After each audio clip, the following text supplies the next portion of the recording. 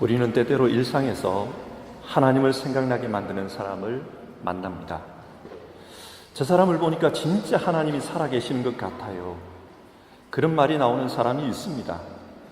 그 삶이 하나님의 은혜 아니고는 도저히 설명이 안 되는 그런 사람입니다. 그리고 저 사람을 보니까 하나님을 믿는다는 것이 무엇인지를 알 것 같아요. 그런 감탄이 나오는 사람도 있습니다. 믿음을 삶으로 실천하기 때문에 그렇습니다. 이처럼 우리 주변에는 하나님을 생각나게 하는 그런 분들이 있습니다. 그런 예를 성경에서 찾아보면 창세기 26장에 나오는 이삭이 그렇습니다. 이삭은 큰 기근을 만났습니다. 아마 사람이 살 수 없을 정도로 큰 가뭄이었던 것 같습니다. 그래서 생존을 위해 큰 강이 있는 이집트로 이주하려 합니다. 그리고 이집트와 가나안 땅의 경계 지점인 그랄까지 왔을 때에 그때 하나님이 이삭에게 찾아오셔서 말씀합니다. 이집트로 내려가지 말라. 내가 너에게 살라고 한 그 땅에서 살아라. 그리하면 내가 너를 보살피고 너에게 복을 주겠다. 이삭은 이 말씀을 듣고 그대로 순종합니다. 그래서 비록 가뭄이 극심하지만 그 땅에 머무르면서 농사를 지었습니다. 그러자 기적이 일어났습니다. 그 해에 100배를 수확했다고 성경은 말합니다. 여러분, 여기서 성경이 말하는 그 해는 가뭄이 극심해서 애굽으로 내려가려고 했던 바로 그 해입니다. 그런데 그 가뭄 속에서 평소보다 더 큰 풍년을 경험했습니다. 하나님의 역사가 아니었다면 도무지 불가능한 일입니다. 그런데 문제는 그 다음이었습니다. 외지에서 들어온 이삭이 이렇게 성공을 하자 현지 주민들이 시기합니다. 그래서 우물을 메우고 쫓아버립니다. 큰 가뭄 가운데 사람이 식수를 얻고 또 농사를 지을 수 있는 유일한 수단은 바로 우물입니다. 그런데 그 우물을 빼앗았습니다. 어쩌면 그럴 사람들은 이 우물이 이삭의 성공 요인이라고 여겼던 것 같습니다. 그래서 이삭으로부터 빼앗습니다. 이삭은 화가 났지만 싸우지 않습니다. 조용히 떠납니다. 그러는 중에 이삭은 자기의 고향, 영적인 고향 브엘세바로 다시 돌아오게 되는데 그때 그랄 왕이 브엘세바에 찾아와서 이런 말을 합니다. 우리와 평화 조약을 맺읍시다. 그리고 싸우지 맙시다. 왜냐하면 하나님께서 당신과 함께 하심을 우리는 똑똑히 보았기 때문입니다. 여러분, 성경이 무엇을 말씀합니까? 이삭은 지금 이방인 그랄 왕에게 하나님을 생각나게 만들었습니다. 그랄 왕은 이삭을 통해서 하나님을 보았습니다. 하나님이 이삭에게 궁극적으로 원하신 것은 바로 이것입니다. 그리고 하나님께서 독생자 예수 그리스도를 희생하시면서 우리를 구원하신 이유도 바로 이것입니다. 주위의 사람들이 우리 때문에 하나님이 생각났습니다. 그것을 원하십니다. 베드로전서 2장 9절의 말씀입니다. 너희는 택하신 족속이요 왕같은 제사장들이요 거룩한 나라요 그의 소유가 된 백성이니 이는 너희를 어두운 데서 불러내어 그의 기이한 빛에 들어가게 하시니 아름다운 덕을 선포하게 하려 하십니다. 하나님께서 왜 우리를 왕같은 제사장 거룩한 나라 그의 소유된 백성으로 불렀다고 합니까? 세상 사람들이 우리를 보면서 하나님을 생각하는 그런 일들이 일어나기를 원하신 것입니다. 이것이 바로 하나님을 믿는 사람들의 사명이고 또 책임입니다. 룻기는 기근을 만난 한 가정이 어떻게 하나님의 회복을 경험했는지를 보여줍니다. 하나님께서 망해버린 나오미의 가정에 자비를 베푸십니다. 이 자비가 나오미의 가정을 회복시킵니다. 그래서 나오미의 가정은 하나님의 회복으로 말미암아 이스라엘 역사에서 영원히 기억되는 다윗의 조상이 되었습니다. 그런데 이런 룻기의 이야기를 기록하는 성경은 특징이 있습니다. 하나님께서 이 자비를 직접적으로 행하지 않는다는 것입니다. 대신에 사람을 통해 간접적으로 이 자비를 행하십니다. 그 대표적인 예가 바로 오늘 우리가 읽었던 이 본문입니다. 하나님은 보아스를 통해 하나님의 그 자비를 베풀고 계십니다. 룻기 2장을 한번 보십시오. 2장 1절을 보면 보아스는 나오미의 남편 엘리멜렉의 친족이고 또 베들레헴의 유력한 자였다, 그렇게 말씀합니다. 따라서 보아스는 유력자로서 나오미의 가정 문제를 해결할 수 있는 그런 능력이 있는 분입니다. 그런데 세상을 보면 능력이 있다고 해서 다른 사람의 문제를 도와주지는 않습니다. 룻기 4장을 보면 보아스보다 더 가까운 친족이 있었습니다. 이 사람 역시 문제를 해결할 능력이 있었던 것 같아요. 이스라엘 전통에 따르면 나오미의 가정을 1차적으로 도와줘야 될 책임은 바로 이 사람에게 있었습니다. 그러나 이 사람은 나오미의 가정을 돕지 않습니다. 왜냐? 자기에게 손해가 되기 때문입니다. 하지만 보아스는 직접적인 자기의 책임은 아니었지만 1차적인 책임자도 아니었지만 자기가 나서서 책임을 지려고 합니다. 그러니까 보아스는 특별한 사람입니다. 그런데 보아스가 왜 룻을 책임지겠다고 했을까요? 2장 11절에 따르면 보아스는 나오미의 가정 상황과 그 가정을 살리기 위해서 룻이 했던 희생의 이야기를 이미 들었다고 말합니다. 그리고 그 이야기를 들으면서 마음이 아팠던 것 같습니다. 연약한 여인이 망해버린 그 가정을 일으켜 세우기 위해서 이렇게까지 자기를 희생하는가? 보아스는 젊은 여인 룻을 보면서 마음이 아팠습니다. 불쌍히 여겼습니다. 신약 성경을 보면 예수님께서 자기를 따르는 사람들을 보면서 불쌍히 여겼다는 말씀이 자주 나오는데요. 불쌍히 여겼다, 이 말은 정말 내 애간장이 끊어진 것처럼 그렇게 마음이 아프다, 그 뜻입니다. 아마 보아스도 그 감정을 느낀 것 같습니다. 그래서 룻에게 이런 말을 합니다. 12절인데요. 여호와께서 네가 행한 그 일에 보답하시기를 원하며 이스라엘의 하나님 여호와께서 그의 날개 아래로 보호받으러 온 네게 온전한 상 주시기를 원하노라. 하나님께서 룻을 불쌍히 여기셔서 진짜 좋은 것으로 갚아주시면 좋겠다. 보아스는 진심으로 그렇게 간구하고 있습니다. 근데 여러분, 룻기를 읽어보면은 이 하나님의 갚아주심, 상 주심을 실제로는 누가 실행을 하고 있습니까? 실질적으로 누가 갚아줍니까? 바로 보아스입니다. 오늘 본문을 보십시오. 지금 룻의 가정은 경제적으로 심각한 위기에 처했습니다. 이 위기를 극복하기 위해서는 안정적인 일자리가 필요합니다. 보아스는 이것을 잘 압니다. 그래서 8절에서 보아스는 룻에게 안정적인 일자리를 제공합니다. 오늘날로 말하면 하루 벌어서 하루 먹는 그런 임시직이 아니라 정규직 일자리를 제공해 준 것입니다. 그리고 보아스는 이방 출신의 여인이 밖에서 일하다 보면 신변의 위험을 겪을 수 있다는 것을 마음으로 생각합니다. 그래서 9절, 자기 일꾼들에게 룻의 신변을 지켜주라고 부탁을 합니다.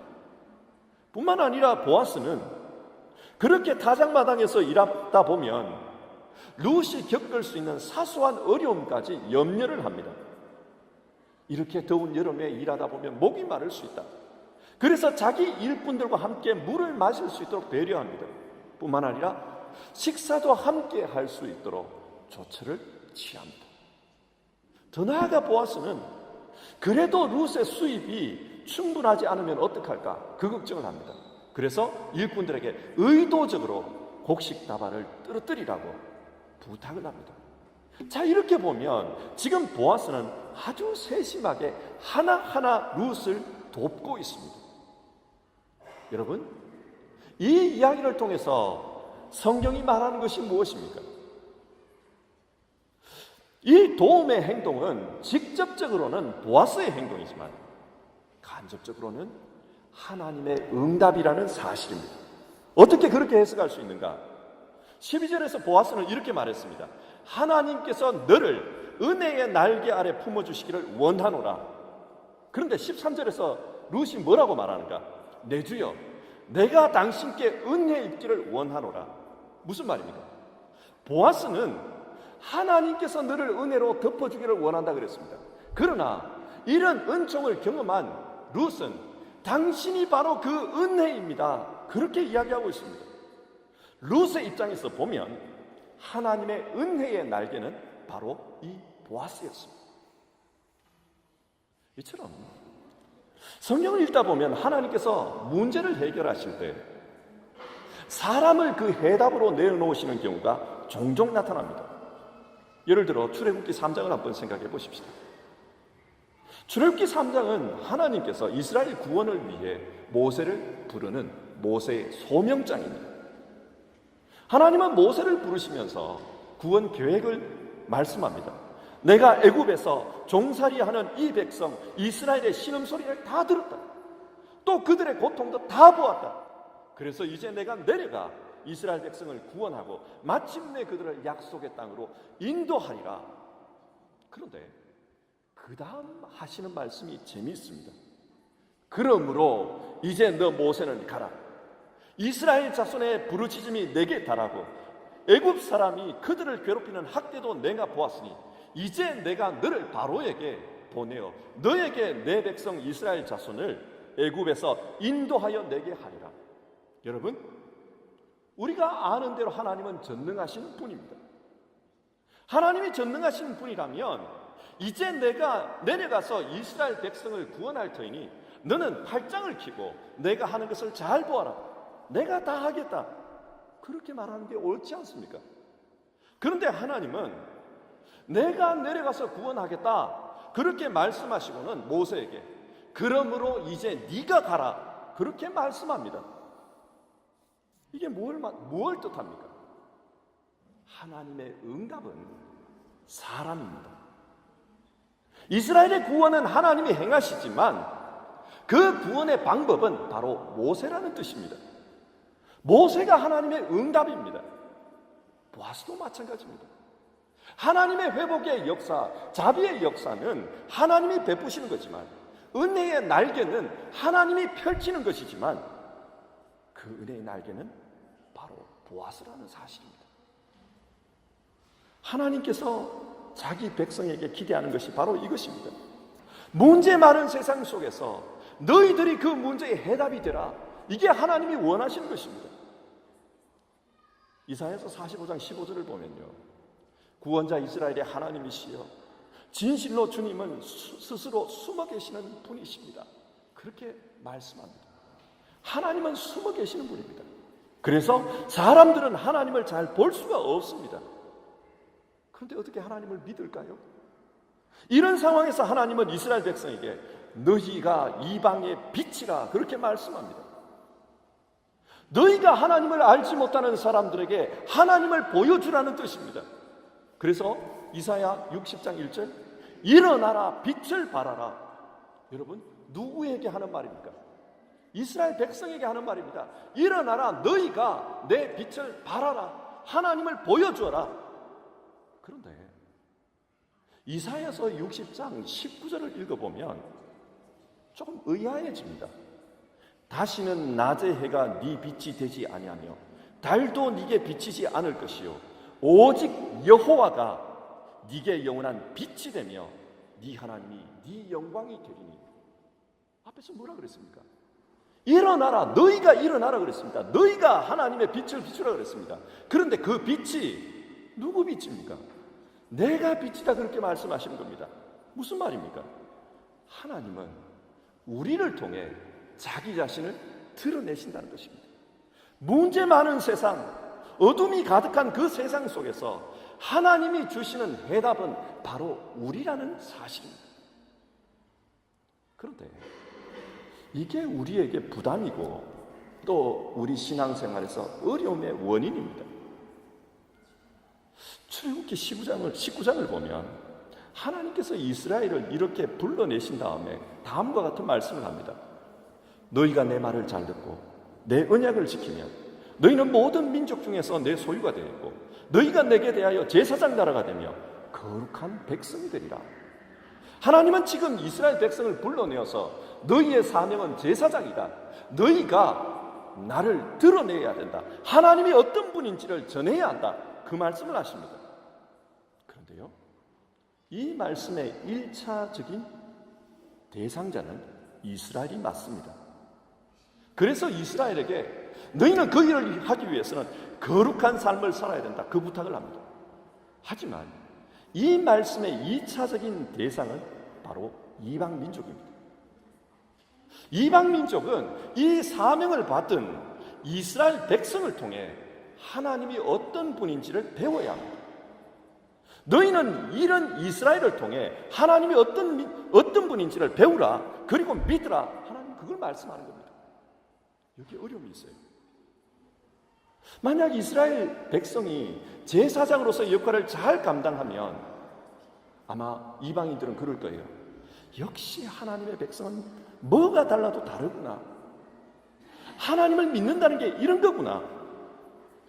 그렇게 말하면서 이스라엘을 보고 하나님을 믿을 겁니다. 그런데 만약 이스라엘 백성이 제사장으로서의 역할을 감당하지 못하면 어떻게 되는 겁니까? 아마 이방인들은 이럴 거예요. 별것도 아닌 것들이 스스로를 선민이라고 뻐기고 다니고 있어요. 선민 좋아하네. 아마 그렇게 비판할 겁니다. 이것은 오늘날도 마찬가지입니다. 우리 그리스도인들은 스스로를 나는 하나님의 선택된 백성, 구별된 백성, 거룩한 백성이다. 그렇게 생각하고 그렇게 말합니다. 나는 세상 사람들과 다르다. 믿음으로 말미암아 하나님의 자녀가 된 사람이다. 그렇게 생각하고 그렇게 말합니다. 만약 진짜 우리가 믿음의 사람답게 산다면 세상 사람들은 그리스도인들을 보면서 칭찬할 겁니다. 진짜 달라도 뭔가 달라도 다르네. 그러면서 그리스도인을 보고 하나님을 믿을 것입니다. 그러나 반대로 구별된 백성이라고 말하면서 세상 사람들과 똑같은 모양으로 살아가면 여러분, 세상 사람들이 어떤 말을 할까요? 어떤 결과가 우리에게 돌아올까요? 한국에 가서 보니까 한 해 한 해가 달라요. 작년보다는 올해가 신앙적으로 더 어려워요. 요즘 사람들은 그리스도인이라고 말하는 그 순간 안 믿는 사람으로부터 이상한 사람 취급을 받는다고 합니다. 요즘 사람들은 그리스도인이 하나님의 자녀라고 아무리 우겨도 그것에 대해서 동의하지 않습니다. 왜 그런가? 그리스도인이 도덕적으로 더 나은 것이 하나도 없기 때문입니다. 웃기는 소리 하지 말라. 그렇게 이야기합니다. 자, 그렇다면 여러분, 이런 상황에서 우리는 어떻게 살아야 할까요? 예수님의 말씀을 들어봅시다. 너희는 세상의 빛이라. 너희 빛이 사람 앞에 비치게 하여 그들로 너희 착한 행실을 보고 하늘에 계신 너희 아버지께 영광을 돌리게 하라. 여러분, 그리스도인이 어떤 사람입니까? 그리스도인은 이 세상에 하나님을 보여줘야 할 그 사명을 가진 사람들입니다. 그래서 착한 행실로 하나님을 보여줘야 합니다. 물론 이 땅의 모든 인간은 약점을 가지고 있습니다. 그래서 완벽하게 살 수가 없습니다. 우리 역시 착한 행실로 살아야 한다. 하나님을 보여줘야 한다. 그것을 알지만 우리는 약점이 많은 사람이기에 생각처럼 그것이 쉽지가 않습니다. 그럼에도 불구하고 우리는 노력해야 합니다. 이게 중요합니다. 노력해야 합니다. 세상 사람들이 기독교인에게 실망하는 이유가 무엇입니까? 세상 사람들과 똑같이 살면서도 결국은 이런 말을 해요. 그래도 나는 괜찮아. 나는 믿음이 있기 때문에 이래 살아도 나중에 죽으면 나는 천국 가. 그렇게 스스로를 위안한다는 거예요. 그런데 성경은 그런데 성경은 내세를 위해서가 아니라 지금 여기서 믿음으로 살라, 우리에게 그렇게 말씀합니다. 내세를 위해서가 아니라 지금 이 땅에서 믿음으로 살려고 노력해라, 그렇게 이야기합니다. 이 땅에서 믿음으로 살려고 노력하는 게 무엇입니까? 전라도 광주 출신의 최흥종이라는 분이 있습니다. 이분은 광주에서 최초로 예수를 믿고 세례를 받은 세례교인이고, 광주 출신의 최초의 기독교 장로이고, 또 광주 출신의 최초의 개신교 목사입니다. 이분은 3.1 운동 때 광주에서 만세 운동을 주도했던 민족 운동가이기도 합니다. 이 일 때문에 결국은 2년 6개월 동안 감옥에 갇혀 옥고를 치렀고, 마침내 그로 말미암아 세상을 떠나게 되었습니다. 이분이 세상을 떠났을 때 전국의 나병 환자들이, 결핵 환자들이, 그리고 수많은 거지들이 몰려와서 이 장례식을 치렀다고 합니다. 그러면서 이렇게 말했대요. 아버지가 이렇게 가시면 우리는 어쩝니까? 이제 누가 우리를 보호해 줍니까? 그러면서 나병 환자들이, 결핵 환자들이 울었다고 합니다. 그리고 후에 사람들은 이분을 거룩한 분, 성인으로 불렀다고 합니다. 그런데 이분이 원래부터 거룩한 사람은 아니었습니다. 예수님을 믿기 전에 이분은 동네에서 아주 알아주는 왈패였다고 합니다. 그런데 1904년에 광주에 최초로 외국인 선교사가 들어와서 복음을 전합니다. 처음에는 기독교에 관심이 없었고, 어떻게 하면 외국인 선교사를 통해서 돈을 좀 벌 수 있을까, 또 출세를 할 수 있을까, 그 생각에 외국인 선교사에게 접근했다고 합니다. 그러다가 광주에 있는 어떤 한 외국인 선교사가 폐렴에 걸려 죽을 지경에 도달했습니다. 그 당시에 목포에 의료 선교사로 와 있던 포사이드라는 분이 있었는데, 이 포사이드에게 빨리 연락해서 포사이드를 모셔와 이분을 치료하자. 그래서 광주에서 목포로 포사이드를 모시러 가는 일을 이 최흥종 씨가 맡았습니다. 빨리 데려와야 되기 때문에 최흥종 씨는 말을 데리고 갔다고 합니다. 말을 타고 갔다고 합니다. 목포에서 광주로 오고 있었는데, 그런데 거기에서 한 거지를 만났다는 거예요. 그 거지가 포사이드에게 구걸을 합니다. 알고 보니 그 거지는 여자분이었고 나병에 걸려가지고 걷지를 못하는 장애인이었습니다. 그래서 포사이드가 그걸 보고는 자기가 타고 가던 말에다 그녀를 태우더라는 거예요. 그리고 포사이드가 직접 말고삐를 잡고 걷기 시작합니다. 그래서 광주까지 왔다는 거예요. 이걸 본 최흥종 씨는 충격을 받았습니다. 아니, 어떻게 외국인이 저 나병 환자한테 저렇게 할 수가 있을까? 충격을 받았어요. 그리고 광주에 도착했습니다. 도착해 보니까 폐렴을 앓던 그 선교사는 이미 숨을 거두었습니다. 그러자 포사이드가 이 나병 환자를 선교부에 연락을 해가지고 병원에 입원시키고 치료를 했다는 거예요. 원래 그 선교사가 입원해야 될 자리에 이 나병 환자 여인을 입원을 시켰다는 거예요. 입원을 시킬 때 또 충격을 받았습니다. 조선인들은 아무도 이 여자를 가까이 하려고 하지 않았어요.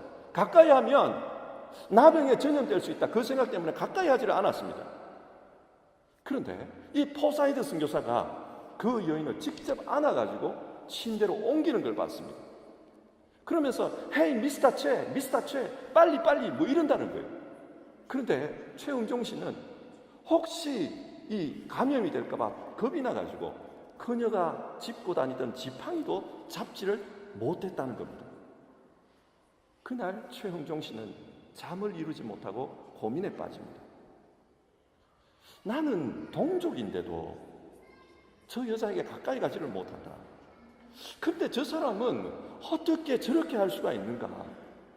그런 고민을 몇 날 며칠을 했습니다. 그리고 결론으로 내린 것이 이게 믿음이구나. 믿음이라는 것은, 예수를 믿는다는 것은 예수님을 따라하는 것이구나. 평소 나병 환자에게 그렇게 친절을 베풀었던 예수님처럼 그렇게 하는 것, 그게 믿음이구나. 최홍정 씨는 결론을 내렸습니다. 그래서 자기도 그렇게 살아보려고 노력하기 시작합니다. 그리고 얼마 후 광주 양림동에 서양인들이 나타나서 나병 환자를 치료해 준단다, 그 소문이 전라도 전역에 퍼지기 시작합니다. 이 소문을 들은 나병 환자들이 양림동으로 몰려듭니다. 그런데 그 자리에서 나병 환자들을 맞이하고 또 나병 환자들을 씻기고 그들과 함께 있으면서 치료했던 사람은 바로 이 최흥종 씨였습니다. 훗날 이곳이 한국 최초의 나병 전문병원인 광주 나병원이 되었고, 또 더 시간이 흘러서는 이곳이 여수애양원으로 발전하게 됩니다. 그래서 이곳에서 자기 믿음을 실천하려고 했던 그 최흥종 씨는 나병 환자의 아버지로 지금도 그렇게 기억되고 있다고 합니다. 여러분, 이 최흥종 목사가 나병 환자의 아버지가 된 계기가 무엇입니까? 예수 사랑을 실천하는 포사이드의 모습을 보고서였습니다. 그 포사이드는 믿음이 뭔지를 보여주는 하나님을 생각나게 하는 사람이었습니다. 최흥종 목사에게 이 포사이드는 하나님을 생각나게 하는 사람이었습니다. 그래서 자기도 그 사람처럼 살아보려고 노력했고, 또 이 최흥종 목사를 본 후대의 사람들이 그대로 본을 받다가 결국 이곳이 나병 환자의 친구가 되는 마을, 애양원이 되었습니다. 참 말씀을 맺겠습니다. 우리 그리스도인의 사명은 사람들로 하여금 하나님을 생각나게 하는 것입니다. 오늘 보아스는 하나님의 자비를 실천함으로 룻에게 하나님의 은혜의 날개를 보여주었습니다. 이삭은 온유를 실천함으로써 그랄 왕에게 하나님을 보여주었습니다. 포사이드는 최흥종 목사에게 하나님을 보여주는 자였습니다. 그리고 최흥종 목사는 자기 믿음을 실천함으로 후대의 많은 사람에게 하나님을 보여주었습니다. 여러분, 오늘 우리는 어떻게 살아야 할까요? 기독교를 욕하는 그런 시대에서 오늘 우리는 어떻게 살아야 할까요? 진짜 믿는 믿음대로 살아야 합니다. 그 믿음대로 살아서 우리 모두가 하나님을 생각나게 하는 사람이라고 그렇게 불리웠으면 좋겠습니다. 기도하겠습니다. 하나님 아버지, 우리 시대를 영적으로 보면 참으로 캄캄합니다. 이 시대에 우리의 사명을 잘 감당했으면 좋겠습니다. 이 시대에 하나님을 생각나게 하는 그 일을 우리가 잘 감당했으면 좋겠습니다. 믿음대로 살아서 하나님을 드러내는 우리 모두 되게 하옵소서. 착한 행실을 통해서 하나님의 빛을 드러내는 우리 모두 되게 하옵소서.